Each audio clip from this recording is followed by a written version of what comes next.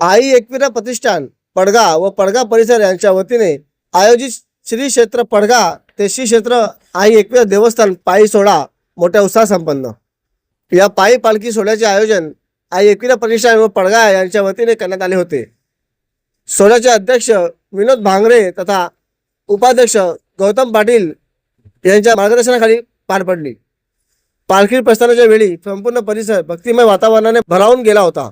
पायी पालखी सोहळ्याला समस्त ग्रामस्थ, नागरिक, भाविक भक्त मोठ्या संख्येने उपस्थित होते।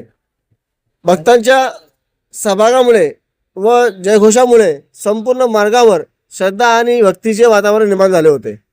कालवतप्रमाणे आजचा 4था वर्ष आहे आणि आपली जे पायी चालणारी मुलं जे आहेत साधारणतः आता वाढ झालेली आहे। साधारण 300 आता 350 आसपास ती झालेली आहे। आणखी जी सेवा आहे कुठल्या प्रकारचे पैसे घेतले जात नाही, हे सर्व सेवा विनामूल्य आहे।